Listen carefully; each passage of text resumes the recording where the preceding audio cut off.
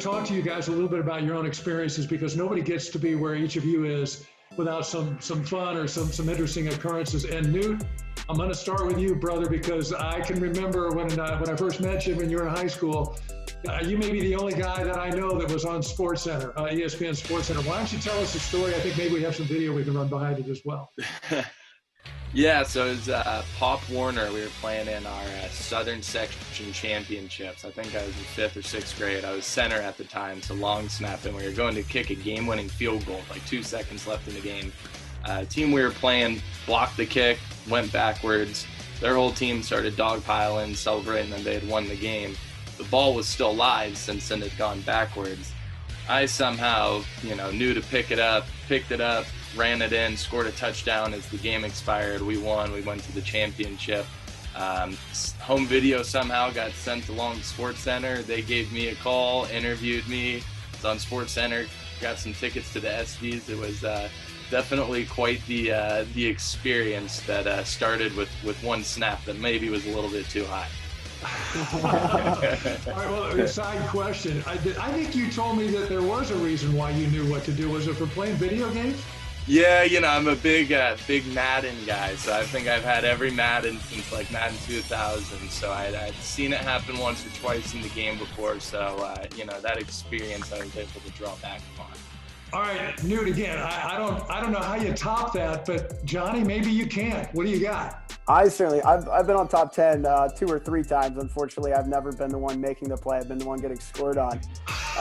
But one of my all-time favorites, Matt Russell, we were playing in the LXM Pro Tour, and Crummy was on the bad guys team, and the goalie on the other end throws the ball with like 3 seconds left at the end of the half, and sure enough, my former Salisbury Seagull teammate, catches the ball up in the air and somehow puts it around me and scores a goal to finish out the half. It was a 100-yard pass with a nice one-handed catch to a one-handed goal on his boy.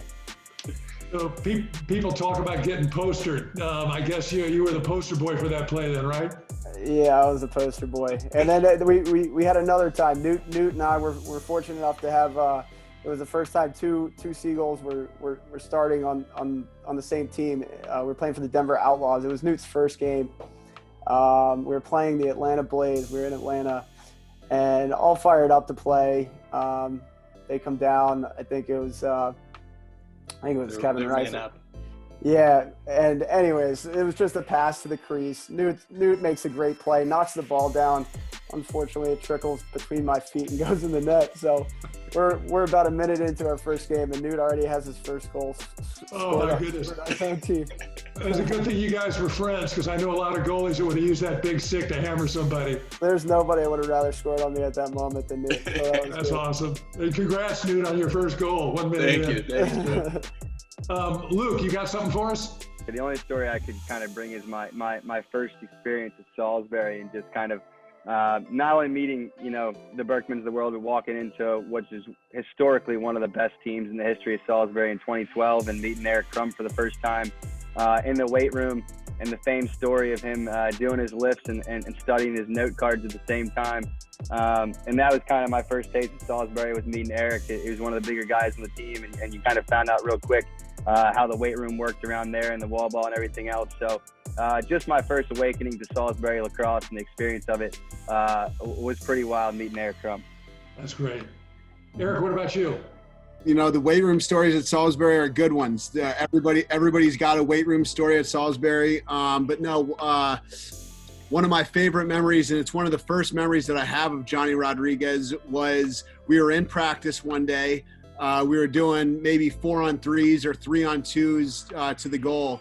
And Johnny fell on the ground somehow. I picked up the ball and went to go shoot it and hopefully score it. And Johnny popped up on his feet and made the save with one hand across his body. And I was pretty blown away. A little bit upset, but it was a story that I'll never forget.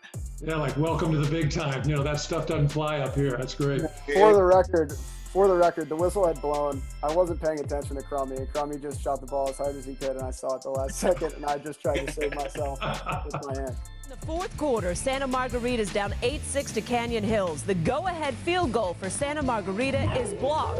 The defense celebrates what it thinks is a win, but center, Newt Krause, what a heads-up play. It was a live ball. No one put it down. It didn't go past the line of scrimmage. That's the game-winning touchdown. What a Pop Warner play. And Newt Krause joins us this morning from Rancho Santa Marita, California. Newt, were you the only one who realized it was a live ball? Yep.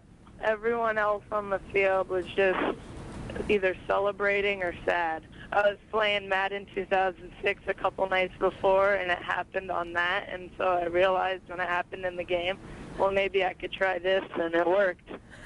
How much fun was it to score? Do you always play center? Had you had a touchdown before? I've had a couple touchdowns before, but I was in lower divisions, flag and mighty might. But that was really exciting for me because we won that game. It brought us to the playoffs.